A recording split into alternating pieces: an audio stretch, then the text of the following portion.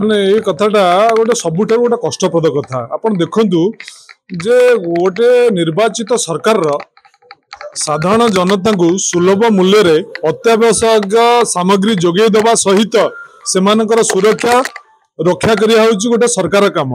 ସରକାର ଲୋକମାନଙ୍କୁ ସାଧାରଣ ଲୋକମାନଙ୍କୁ ଆଳୁ ତ ଯୋଗାଇ ପାରୁନି କିନ୍ତୁ ଯୋଉ ଖାଦ୍ୟ ଯୋଗାଣ ମନ୍ତ୍ରୀ ଯୋଉଭଳି ଭାବରେ ବେପରୁଆ ବେଫିକର ମତାମତ ଦଉଛନ୍ତି ସେଥିପାଇଁ ଲୋକଙ୍କୁ ଭାରି କଷ୍ଟ ହେଉଛି, ଆମକୁ ମଧ୍ୟ କଷ୍ଟ ହେଉଛି।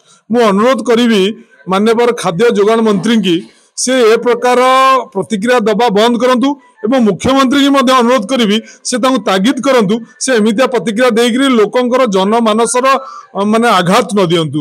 ତେଣୁ ନିଜର ଅପାରଗତାକୁ ଘୋଡ଼େଇବା ପାଇଁ ସେ ଅନ୍ୟ ଉପରେ ଦୋଷ ଲଦିବା ଏଇଟା ଗୋଟେ ଠିକ କଥା ନୁହଁ। ତେଣୁ ସେ ପାରୁନାହାନ୍ତି କିନ୍ତୁ ଲୋକମାନଙ୍କୁ ମିଛ କଥା କହିକିରି ଲୋକମାନଙ୍କୁ କଷ୍ଟ ଦଉଛନ୍ତି।